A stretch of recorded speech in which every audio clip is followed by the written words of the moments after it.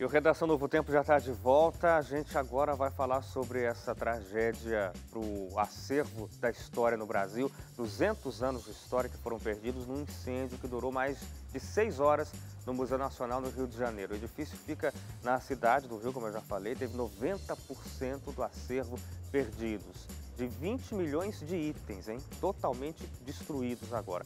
Fósseis, ruínas, múmias, registros históricos, obras, tudo isso virou cinza. E a gente discute um pouco desse assunto aqui dentro do Redação hoje, porque é um assunto delicado, eu diria assim. A gente está recebendo aqui dentro do estúdio agora para esse bloco o Breno Moser. O Breno, que apesar da aparência de jovem, tem uma alma histórica, de museu. Eu fiquei esperando assim pela piada. E adora Você também sente isso museus. como um elogio, ô Breno? Em dados momentos, sim, né? E agora depende muito da intenção do cara. Eu vou aceitar como elogio Agora, do Hélio. a Vamos intenção- pensar dessa forma. A intenção tá agora certo. era elogiar. Ah, entendi. Espero que você não queira me colocar fogo Na também. próxima vai ser melhor, Hélio.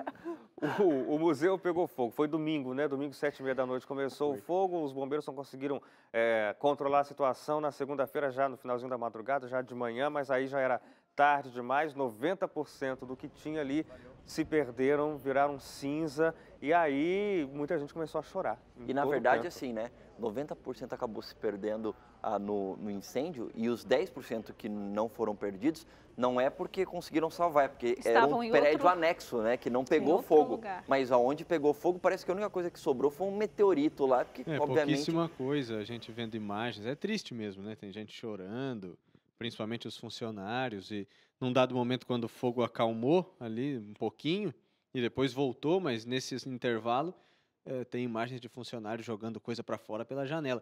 Uma Pra coisa que você salvar. vê, tem todo um cuidado para guardar, mas diante da situação, se joga pela janela. Se Só cair pra no não- gramado, é melhor do que ficar lá e pegar fogo. É um absurdo. Uma coisa que vale a pena destacar, talvez, Breno, é que isso aconteceu fora do horário de funcionamento, né?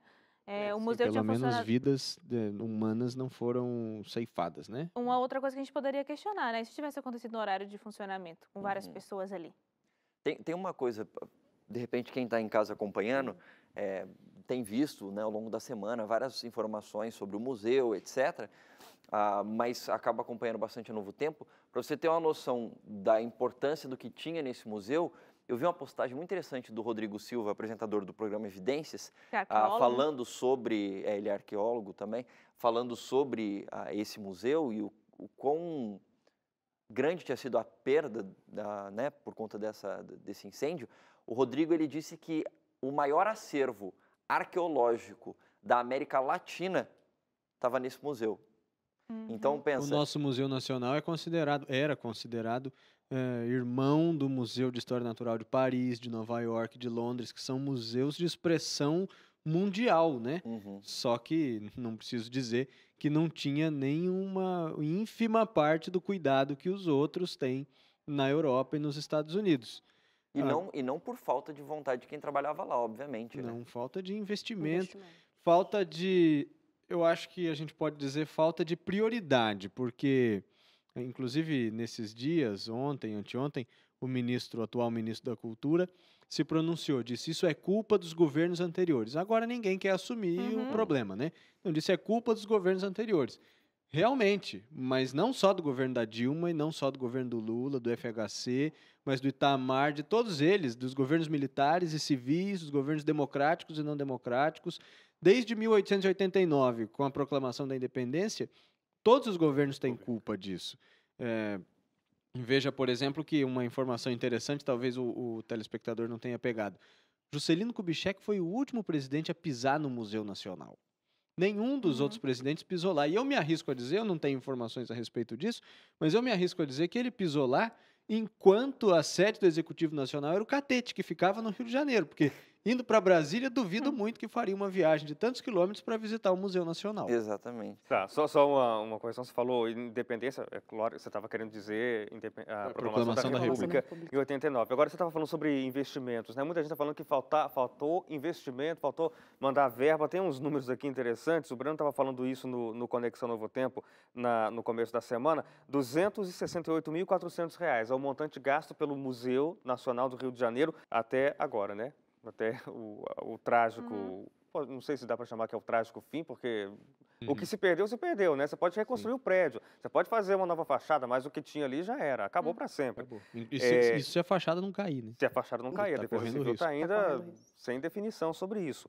Mas ó, esses 268 mil que foram gastos pelo museu até a noite de domingo representam menos de 15 minutos do que custa um Congresso Nacional brasileiro. Pois é. Representa menos do que um brinco de turmalina Paraíba comprada pela ex-primeira-dama do Rio de Janeiro. Isso me chamou muita atenção. E não é por menos que a imprensa internacional... Menos do que um brinco de pedras, turmalina Paraíba, cravejada de diamantes, comprada com dinheiro desviado pela... Eu esqueci o nome dela agora, ex-esposa. Adriana Anselmo, esposa do Sérgio Cabral, ex-primeira-dama do Rio. Teve todo esse burburinho, né, sobre a questão do investimento. Eu queria falar, pelo menos ver se eu consigo... discorrer aqui 3 pontos. Estou igual o Leite. Uma coisa que me chama a atenção é o seguinte: quando você vai falar sobre verba no Brasil, é claro que eu não estou aqui querendo falar o mérito de um ou de outro, mas vejamos bem, num país onde, até no começo do programa, o Leite trouxe o índice da educação. Então, onde a gente não tem uma educação de qualidade, que é uma coisa básica, metade da população não tem saneamento básico, não tem acesso à saúde de qualidade...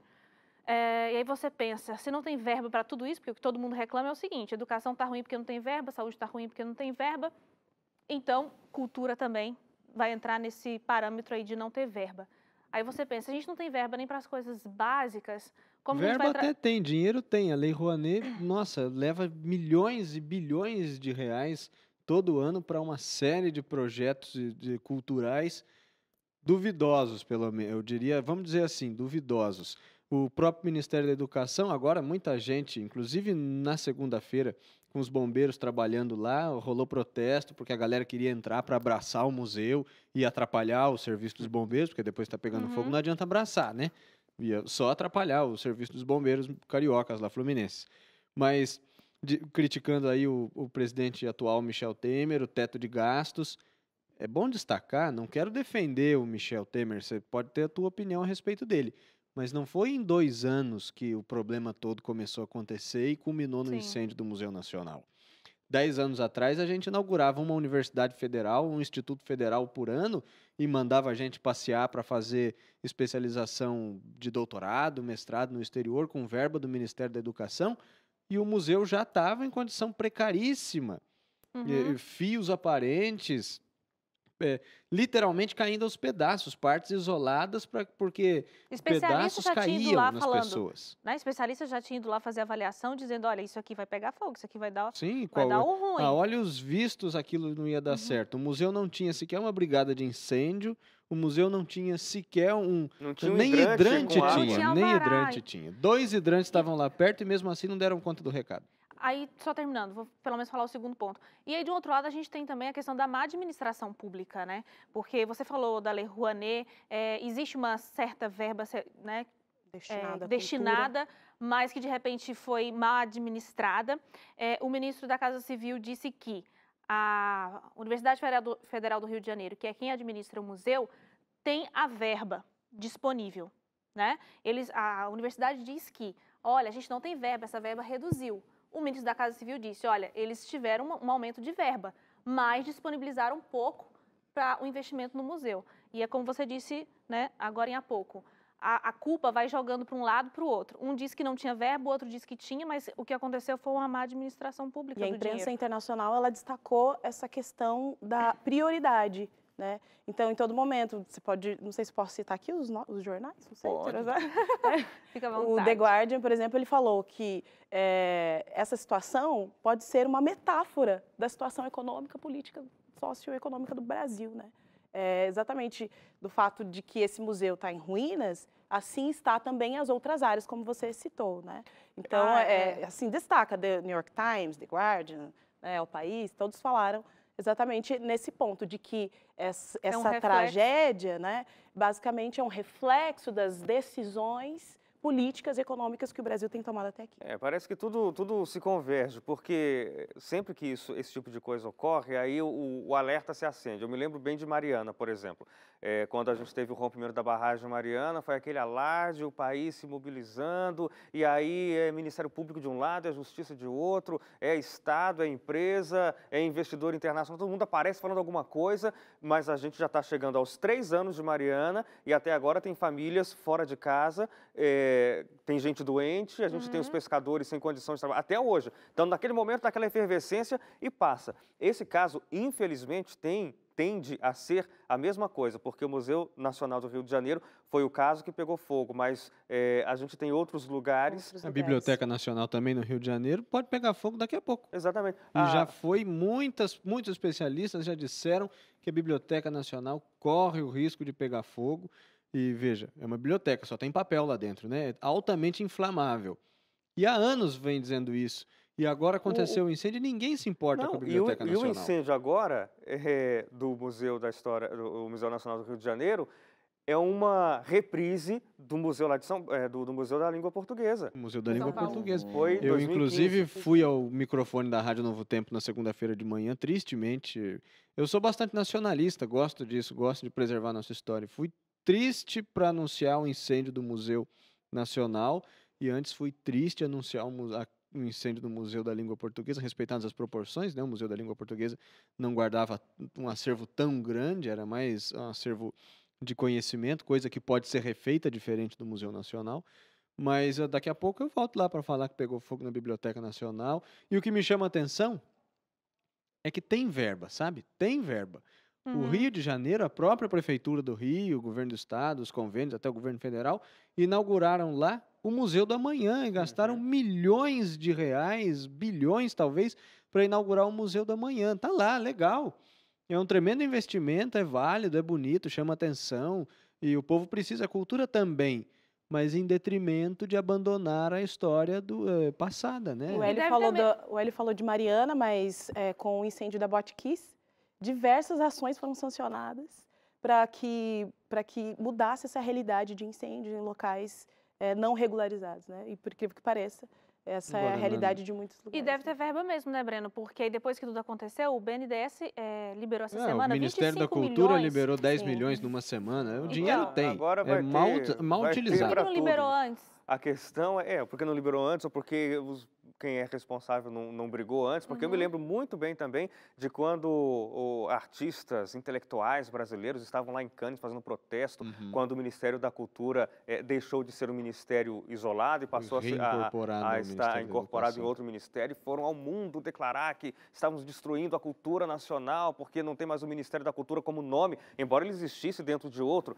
mas nada disso foi feito, por exemplo, para resguardar e preservar o museu nesse caso. E uma coisa interessante aqui também, só para a gente fechar, o Museu do Louvre, em Paris, tem 50% mais visitantes brasileiros do que o próprio Museu Nacional teve. Eu queria destacar isso em algum momento. É só na hora da tragédia que todo mundo quer aparecer. Os nossos políticos e agora os ONGs e todo mundo querendo tirar de si a culpa e jogando para o outro. A culpa é de todo mundo, inclusive de nós aqui, que falamos aqui, inclusive de quem assiste, são de 200 milhões de brasileiros a culpa.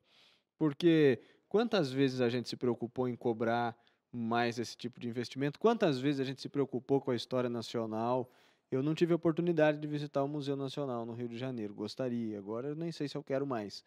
Mas, até porque não vai ter. Até porque não tem nada mais lá. Pode ver o da manhã. Mas quantas vezes essas pessoas que foram lá abraçar as ruínas, quiseram ir lá abraçar o museu em pé, o museu inteiro e cobrar uma atenção especial? Nunca, porque a gente acha mais bonito o Museu do Louvre, a gente acha mais bonito o Museu de Nova York. É uma valorização, isso que eu ia falar, né? Embora o nosso museu, em muito, fosse superior ao Museu do Louvre e outros museus, né, respeitados ali as categorias. Salvo o trocadilho, né, é uma questão cultural, não se valorizar a cultura, a arte, a música no Brasil, né?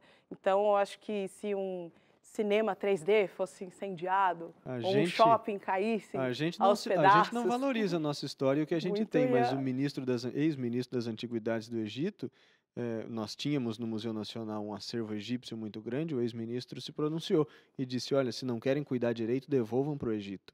A gente tinha coisas que o Egito não tinha. E se você não quer cuidar direito da nossa arte, não fica deixando ela de qualquer jeito, devolve que a gente cuida. Cuidamos por aqui. Breno, obrigado pela colaboração aqui dentro do estúdio. A gente tem que ir para o intervalo. Na volta, no próximo bloco, a gente fala sobre uma medida no Japão que quer acabar com o excesso de trabalho. E tomara que isso chegue aqui também. A gente volta já.